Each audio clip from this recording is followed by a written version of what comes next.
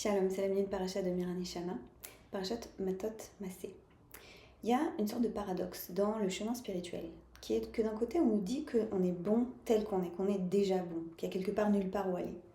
Et d'un autre côté on nous dit mais il y a du chemin à faire, on a besoin de grandir.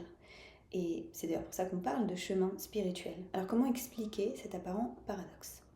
Voilà que le Mea Shiloach, dans son commentaire sur la paracha Massé, les voyages justement, nous aide à dénouer ce nœud-là, à défaire cet apparent paradoxe, et il part d'un verset à la formulation un petit peu étrange qui nous dit Vertov Moshe et Motsahem Emasehem al pi Hashem, et Moshe écrivit les points de départ de leur voyage selon Dieu, Ve'ele Masehem les Motsahem, et voilà leur voyage selon leur point de départ.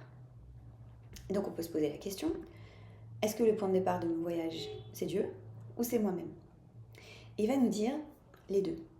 Il va nous dire, du point de vue de Dieu, on est déjà bon, notre voyage est déjà bon, notre itinéraire de vie, tout est déjà taquin, tout est déjà bon, dans notre shoresh, dans notre racine. Mais du point de vue de l'être humain, et c'est là ce qui est intéressant, il nous dit à la toute fin de son commentaire, Mitzada Adam, hu shekone lo tova al yade ma'asav ou nisyonotav.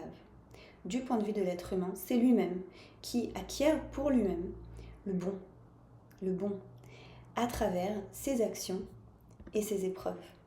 Et voilà une invitation pour nous d'honorer ce qui nous arrive le long de nos parcours de vie, le long de nos chemins spirituels, et de se souvenir à la fois que tout est déjà soutenu, tenu par Dieu dans le bon, que tout est déjà bon, et en même temps que c'est à travers ce qu'on va rencontrer pendant notre chemin, à travers nos actions et à travers nos épreuves et à travers les épreuves qu'on va traverser, qu'on va pouvoir acquérir aussi ce bon. Peut-être un rappel, alors qu'Israël est dans un moment de tension à nouveau, tension renouvelée, de se souvenir de cela, que c'est un voyage, et que le voyage est à la fois déjà bon, mais qu'il dépend aussi de nos actions, de nos choix et de nos manières de traverser nos épreuves. Shabbat Shalom.